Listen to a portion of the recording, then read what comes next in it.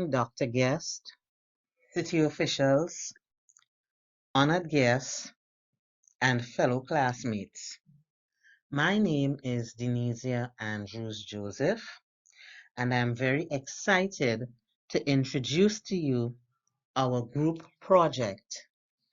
It is a resource guide for aging in place in the city of Peoria, Arizona.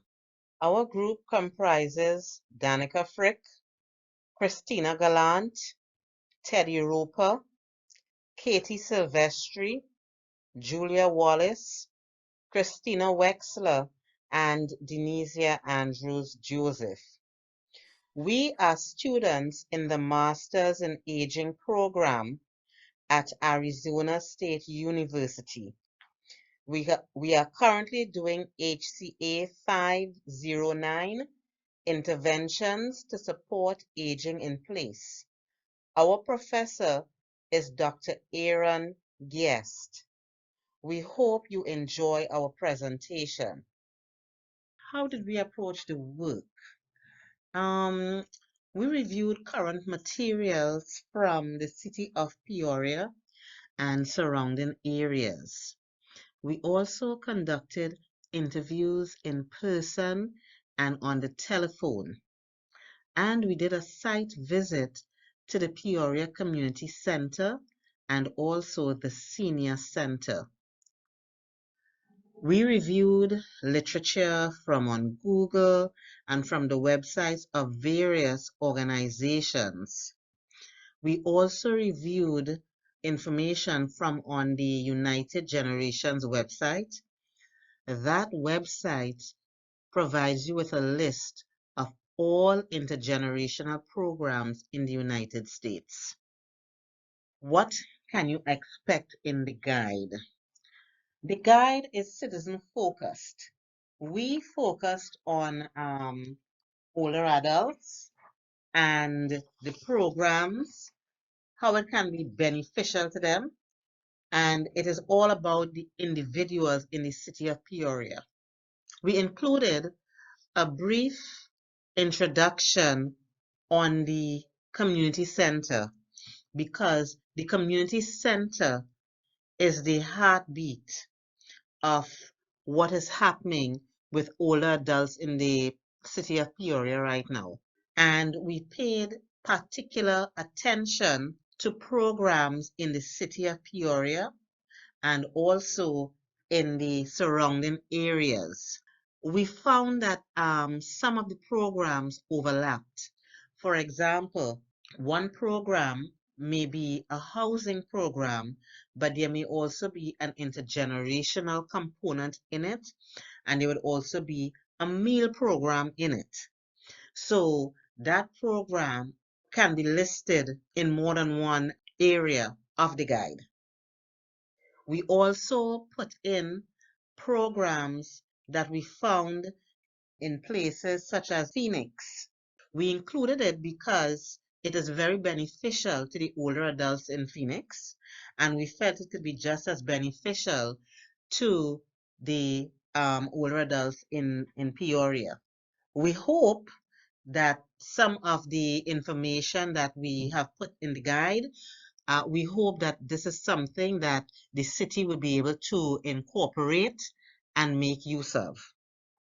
An overview of the recommendations made to the City of Peoria include taking an all-encompassing and strategic focus on older adults, reviewing communication beyond the resource guide to ensure the aging population has access to the services they need, particular focus on individuals living with dementia and the growing need of this population, and focus on increasing support for those who are Spanish speaking only to ensure they have access and information on services. As you think about a more strategic approach to approaching older adults and how to serve their needs, we would encourage you to review this model. We found this very helpful in our class this semester.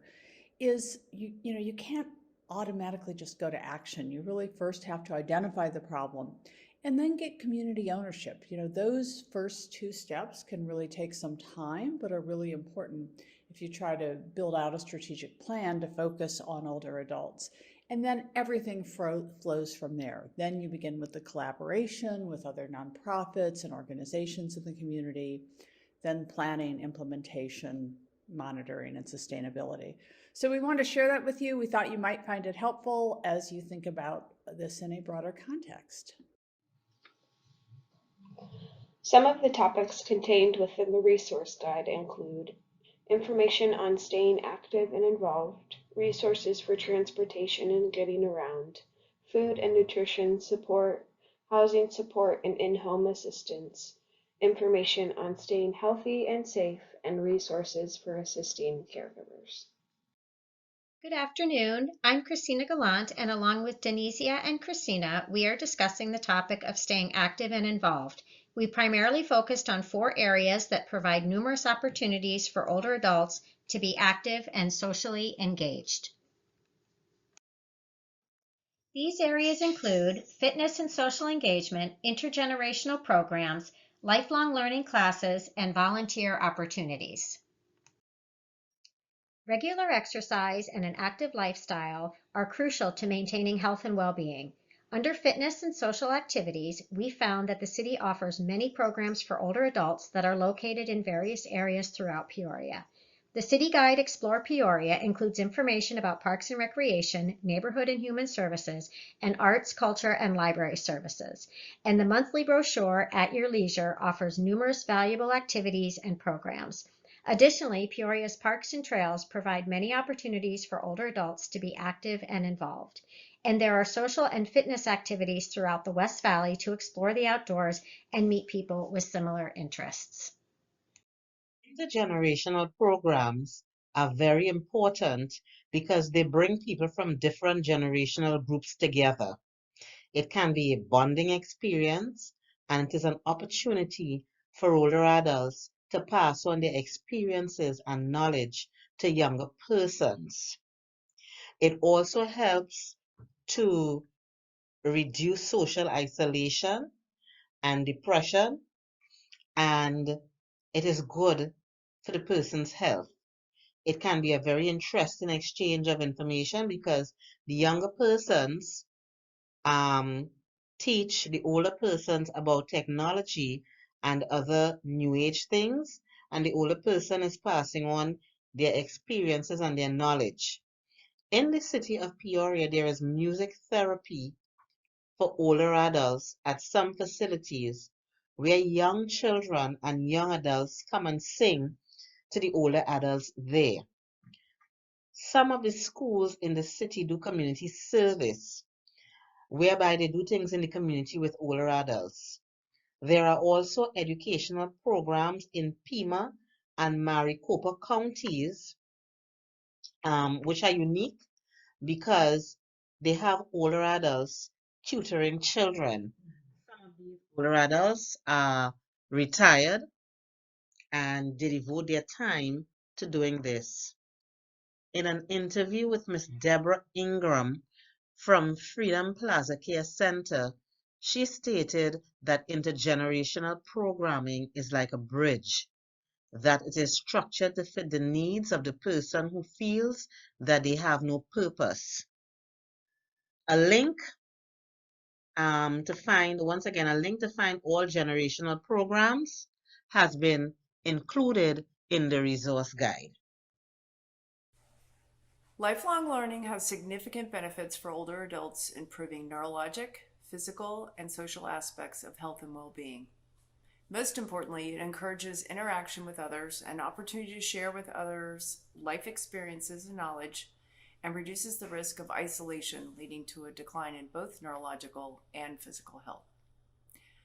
Lifelong learning offered through the 11 Maricopa County colleges and the Peoria and Sunrise public libraries gives older adults a chance to enhance their quality of life through creativity such as arts and gardening, technology like computer training, and intellectual stimulation with an extensive library of large print books, ebooks, and a chance to connect with the outside world.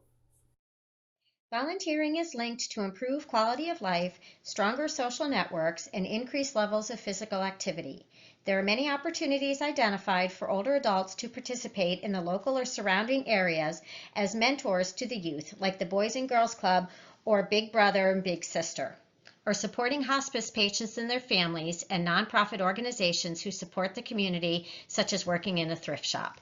The City of Peoria also seeks volunteers in the Parks and Recreation Division. When looking at ways to keep older adults active and engaged, it is essential to think about this population and how to best serve them. Providing easy access to programming, including effective communication and getting the word out about the programs and activities available, are important factors to consider. Staying engaged in enjoyable activities is associated with better physical and mental health and enhances the quality of life as people age. Combining these 4 areas makes it easier to find the many programs and activities available in Peoria that gives older adults the opportunity to engage within the community. Weekly emails for those who have access and use computers is a quick and effective way to send out reminders for all upcoming programs, and having one phone number dedicated to information about all activities would be helpful, especially for those who do not use email.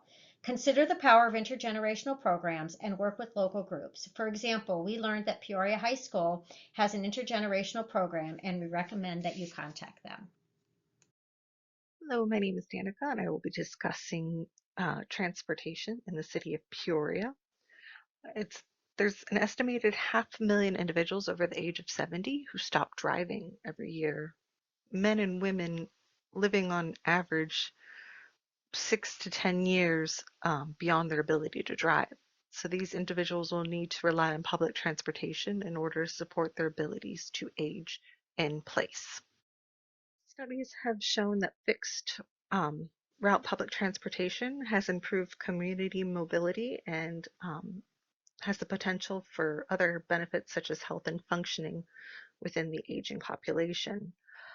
Unfortunately, though, public transportation is often viewed as unsafe, unresponsive, and inconvenient by older adults, with 55% of homeowners age 65 and older reporting that public transportation in their city is simply unavailable. This could be due to them not living within a reasonable walking distance to stops, or the bus scheduling is sporadic, and having bus stops that are not accommodative to their needs. In the city of Peoria, there's Dollaride, Pogo, and fixed bus routes. There was also a pilot program of Robo-Ride, which seemed quite promising as it served the healthcare district, which caters to the aging population. So when we're looking in ways to enhance this area for older adults, we have to keep in mind that good public transportation does not always equal viable transportation for this population. But improving transportation, catering to this population, can result in improvement overall for transportation for everybody. So looking at a couple solutions, one is to expand the availability of accommodative transportation, provide appropriate bench stops, increase the usability of sidewalks, and utilizing safe crossing measures, and for those who are still driving, provide unrestricted sight distances at intersection or offer protective left-handed turn lanes. It's always good to remember the 5 A's of friendly transportation: availability, acceptability, accessibility, adaptability, and affordability when catering to the older adult population. Hi, my name is Katie, and I will be discussing food and nutrition services for older adults in Peoria. Most adults age 65 and older live independently in their homes and rely on community-based services to successfully age in place. For this section, we focused on services that provide meals to both active and homebound seniors. Balanced nutrition is crucial for an active and healthy life in older adults. However, malnutrition is commonly seen in this age group and is responsible for adverse health effects. Older adults are also at risk for food insecurity. This can occur in low-income families, older adults who are socially isolated and living alone, older adults who have functional impairments and limited neighborhood walkability, We found resources available to older adults in Peoria that could prevent such occurrences, like congregated meals and food distribution programs through the Peoria Community Center. We found options for delivery services for homebound seniors, which includes fully cooked meals or grocery shopping. We have also located programs that offer nutritional assistance and education. When looking at ways to enhance this area for the city of Peoria, we suggest collaborating with neighboring cities for additional food resources, as well as implementing nutritional workshops. Regarding food resources, specifically for homebound residents of Peoria, we found more services than what was provided in the resource guide, but could not add them as they do not serve the city of Peoria. Collaboration with surrounding cities to provide more resources for homebound older adults to receive home-delivered meals would be an opportunity for more help in this area. We also identified Tuesday Talks through the community center as a means of providing monthly workshops on nutrition.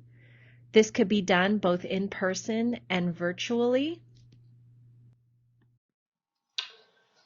Older populations face numerous housing challenges, including those related to affordability, physical accessibility, and access to medical and other services inside and outside the home.